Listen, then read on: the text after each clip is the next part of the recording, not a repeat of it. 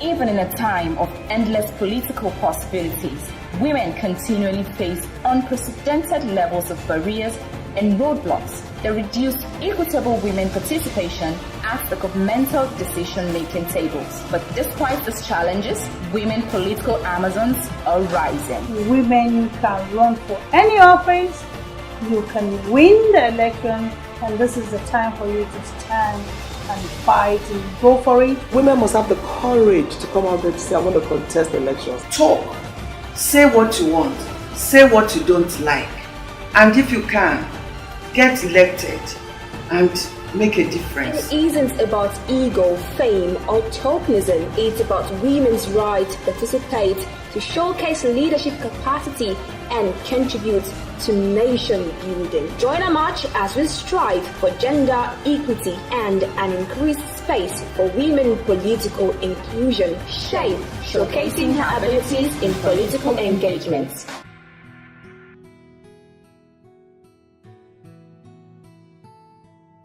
For so many years, the Nigeria's political space has been deficient in the nurturing of a woman's touch.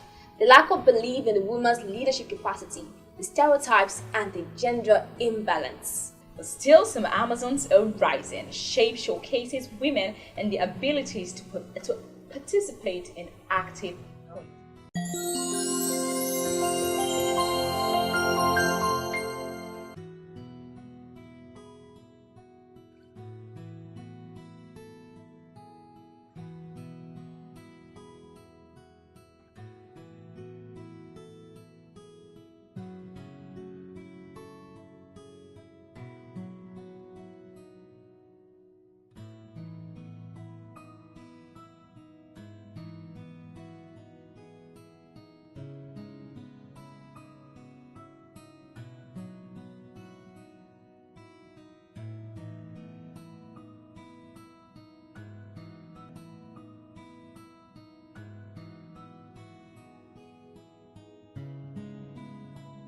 Political parties are not encouraging women.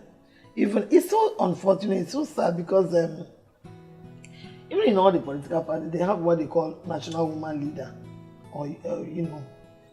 and that's about it. You understand? That's about how far you can go. Check out all the political parties, whether you see any national chairman or national vice chairman or national publicist at that internal democracy level. You understand? And that one is that they even decide who is going to have that position, that one position, so before they give them. So the political parties have no help because the politics, the parties turn politics to boys' club, men's affair. Check out the high tables when they're having meetings. Is there any woman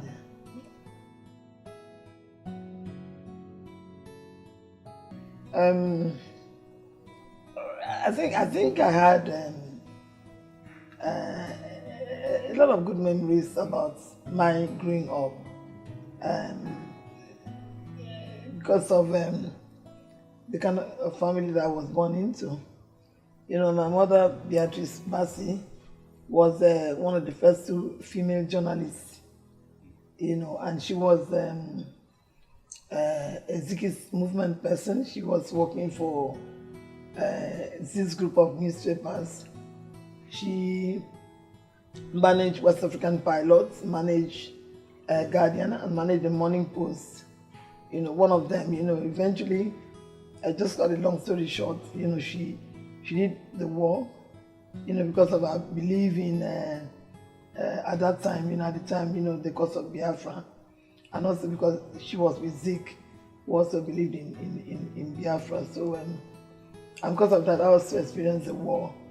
And then subsequently she had to move to Ibadan. So there was a lot of movement. She subsequently or finally joined Daily Sketch Ibadan, from where she retired. So what I'm talking about my mom is that that my growing up was very interesting, for me as a child because, children like adventure. We're moving up and down and all that. But although by the time the war broke out, I had grown up, but we're still together. So I think her only daughter until my brother came, I had a very, very interesting child, a lot of exposure. I think by the age of 9, that's what has made me a very good editor. I can edit. She was making me read, and I used to observe her, edit her news items, So she encouraged me a lot. Not a playful childhood, because I wasn't around other children apart from when I was in school. By the time I went to boarding school. But very, very early years I was most of the time alone with my mom. The platform of politics can be used in doing so many things. So that's why I'm coming back to tell you that I'm not like the Nigerian politician. It didn't matter to me whether I went back to the National Assembly and all that, but I had gotten a platform that was going to stand on to do a lot of things. And I started with, soon as I were dissolved, I started with using that platform to now start a campaign against the way Nigeria was maltreating the Bakassi people, both Nigeria and Cameroon. Because I used that platform, I was able to now go into the place called Bakassi with the use of that platform, and discover that both Nigeria and Cameroon were interested in the oil from the land, not the people. Because it was an oil producing area, but with no infrastructure, no jetty, people are naked, no children are naked, a lot of disease and all that. So I started my charity, I built up my charity then, and started a lot of campaign, and letting the world know what was going on. So by the time I came out, the youth around the area said, that look, you have to go to House of Rep and all that. House of Rep election was about like 6-7 months away. And, the person that was interested had been campaigning for the past, 1 year. So, of course, there was resistance, but they insisted that I must go, for that election. It was a man that I was going to face. So, I was jolted into the reality of how Nigerian politics was run, and as a woman, I was also very, very shocked to discover that it was like going to war. Why would a woman come out? I'm talking about 26 years ago, got to me, it's like yesterday, that why would a woman come out and all that? This man is a lawyer, he's been around and all that. So, it was so bad. The violence was so bad that most times I had to run back, even run to where my mother was buried, and lock myself in there. But we had a statue at the house, and I had to run there. But the boys kept telling me that we have to have somebody like you. You can't run away.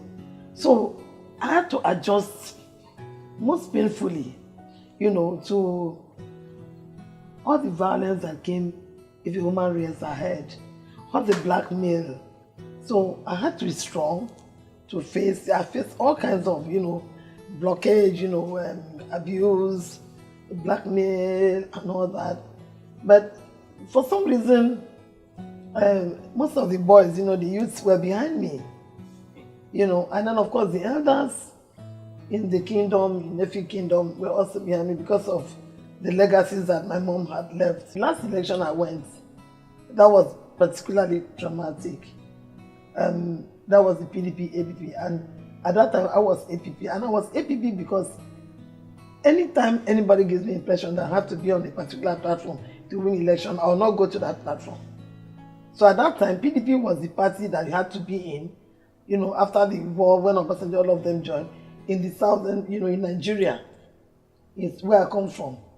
But that's okay, I'm not going there. I need to prove that I can win election on my own. So I joined APP, and unfortunately in my state, at that time the leaders are just, the young men that are just taken over, Donald Duke, Moke, Keshabanisha, and all that, all the big guys were in PDP. So I went to that war with them, but because my people appreciate me, my voting was done in a way that was totally devoid of political party leanings. So when I won that election, I was the only opposition senator from the entire south of Nigeria that defeated PDP. I was the only one that, defeated PDP. Because I did not allow myself to be intimidated that, all these young, powerful guys with money are on this side and I'm alone. So, for women, it's a continuous battle. Even when I got to Senate, I was with 23 senators from the north, because APP was only in the north. So I was with 23 senators, from the north, and I was the only one from the south side. Okay, there was one, I think two from the southeast, but with 23 men. And I got there and said, okay, if you are doing sharing election positions in the Senate, I also want to be a principal officer. Because I cannot, because there are men that work for me, those men are not women. So they didn't think there's only a woman here. So I have to have a position. So that became an issue. Then they again did one kangaroo election and they took everything. I went to court. I got an injunction that stopped the Senate sitting for a couple of hours until that election was redone. And finally I emerged as deputy minority leader. It's about courage. Political parties are not encouraging women. Even it's so unfortunate, it's so sad, because even in all the political parties, they have what they call national woman leader, and that's about it. You understand? That's about how far you can go. Check out all the political parties, whether you see any national chairman or national vice chairman or national publicist at that internal democracy level. You understand? And that one is that they even decide who is going to have that position, that one position, so before they give them. So the political parties have no help, because the politics, the parties turn politics to boys' club, men's affair. Check out the high tables when they're having meetings. Is there any woman there?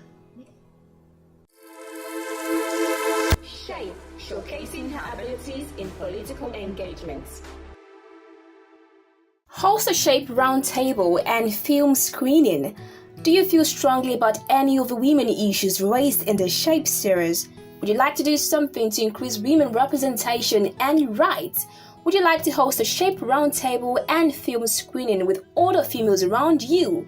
For more information on how to host a SHAPE roundtable and film screening, send an email to shape@youngstersfoundation.org or call 0703 5535 876.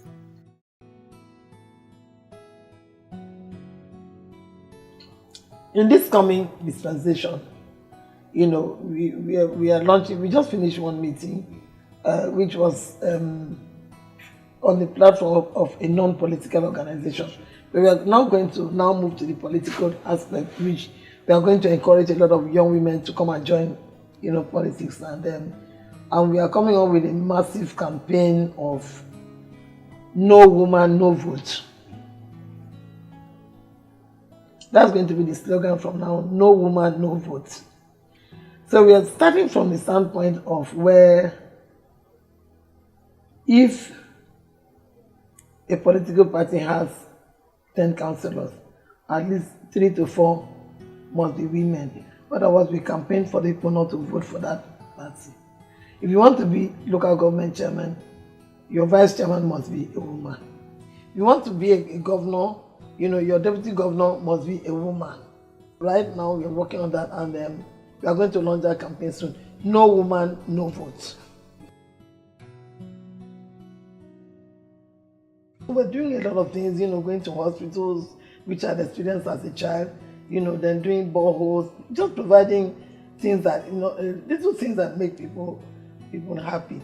And then encouraging the women to be independent, to go into business. So even the petty traders in the market, I go there and then give them small help, to boost their capital, income, which I still do till now. I just came back from Ghana, where I went for, I developed children. I picked my children from the creeks of Bakassi.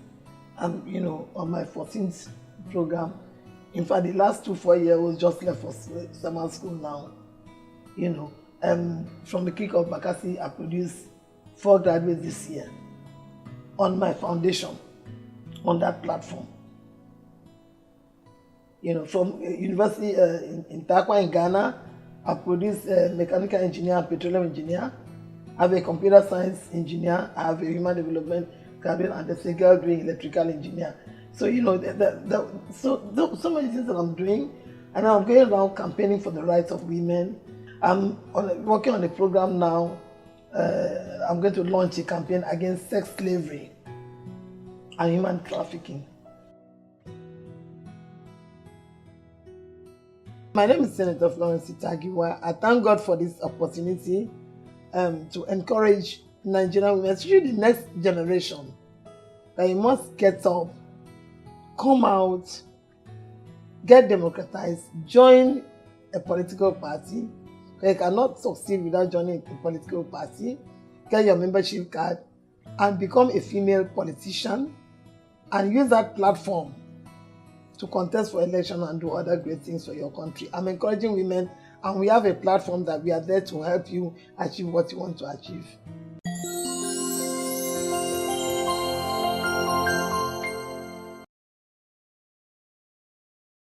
Host a SHAPE roundtable and film screening. Do you feel strongly about any of the women issues raised in the SHAPE series? Would you like to do something to increase women representation and rights? Would you like to host a SHAPE roundtable and film screening with other females around you? For more information on how to host a SHAPE roundtable and film screening, send an email to shape@youngstersfoundation.org or call 0703 5535 876. Our Amazon for today, Florence Ita Giwa, aka Mama Bakasi. Really, I would like to have, that AKA, yeah? Mama Bakasi. No, definitely not Mama Bakasi. I wouldn't want But to. something that powerful. Yes, she has said so many things, and then it is left for us to, pick up one thing or the other to make us venture into politics. Also remember that we can choose to refuse to be captive of our own environment. And know that you have the power to nurture this nation back to her original glory. All right, that said, thank you very much for viewing us. But then again, we'd like you to connect with us on all our social media pages, because we'd like to know how your Amazon has actually inspired you to venture into politics or do more for yourself. Again, many thanks to you and women for their great support. Until next time, when we get to come here again on SHAPE, showcasing her ability in political engagement.